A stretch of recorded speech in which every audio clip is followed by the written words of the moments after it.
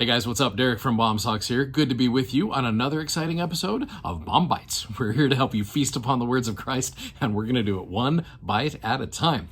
So I don't know if you've ever seen one of those old school melodramas. When you think back like to the early 1920s, they're black and white, and you have when the hero comes in, everybody applauds and yay, and when the villain comes on the screen, everybody boos and hisses, and then when there's some kind of conflict, maybe it's the lady who's being tied to the railroad tracks or whatever, everybody's just gasping, and you're going through every single emotion known to man, it seems like, with that. So, and they're fun to watch because you feel that different types of emotion. So as I was reading the scripture block for this week, our Come Follow Me is Mosiah 25 through 28 this week. I found myself starting off and feeling like I was in one of those melodramas. You actually jump into chapter 25 and you see all of the people. You see King Limhi's people, Alma's people, all the way back into the land of Zarahemla. They got back safely, as we were watching in our last week's episodes. So you get into this chapter, and King Mosiah wants all of those records. And again, Zenith and Alma had kept records, or Limhi, all of his people had kept records. And so King's like, I want to know what happened to you guys. And so as the king brings them all together, it's so cool. You start in verse number 7. It says, when Mosiah had made an end of reading the records, his people who had tarried in the land were struck with wonder and amazement. There's a couple of emotions right there. For they knew not what to think, for when they beheld those that had been delivered out of bondage, they were filled with exceedingly great joy. There's another emotion there.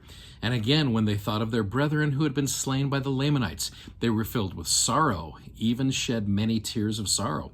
And again, when they thought of the immediate goodness of God and his power in delivering, which we talked about last week so well, delivering Alma and his brethren out of the hands of the Lamanites and of bondage, they did raise their voices and give thanks to God. And again, when they thought upon the Lamanites, who were their brethren, of their sinful and polluted state, they were filled with pain and anguish for the welfare of their souls.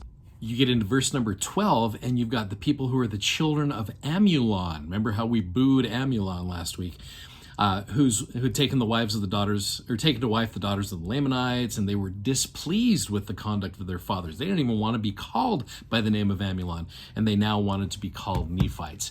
So again, you see every range of emotions going on in these verses. Now, as I was reading those, it was interesting to me, and I thought that was really cool, but then I'm just like, okay, what is the relevance here? Is there a lesson here? Because I think we always should ask ourselves, so what? Like, this is a great message, but room on the plates was so precious, and Mormon puts things in here for a reason.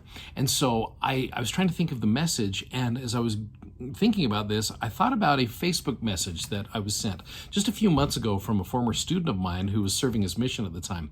And I was getting ready to teach my students about a lesson about happiness and how to be happy in this life.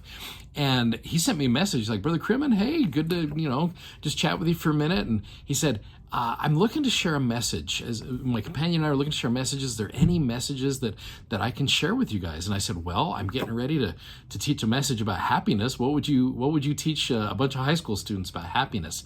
And he fires back a wonderful message. Let me just read to you this message right here, and I'll show you what he did here.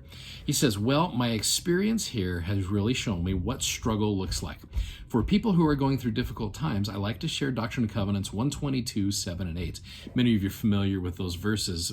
Joseph was in Liberty Jail at the time, and the Lord teaches him some wonderful lessons. Look those up. They're fantastic. He said, I think maintaining it can be far more difficult. The most important aspect, I would say, is number 1, being honest with yourself and about how you are feeling. It isn't realistic or healthy to feel happy all the time. I believe it's 2 Nephi 2, which talks about how there is opposition in all things. And without sorrow, you cannot understand joy. I guess ultimately we need to experience both happiness and sorrow together if we want to understand the other. The goal is never-ending joy, but we must have both. So my advice would be not to worry if you're feeling sad.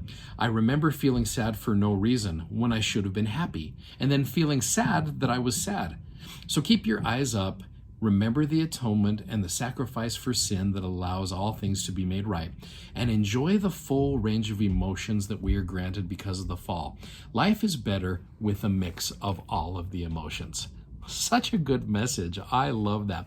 So if you too are finding yourself in the great melodrama of life, where you have pain and sorrow, you have joy and excitement, you're struck with wonder and amazement, all of those emotions are absolutely crucial to this life's experience. So anyway, I hope that message helps you today, and I hope it's relevant for you. Thanks for watching, thanks for subscribing, and thanks for sharing. You guys are amazing. Godspeed. Take care. Bye-bye.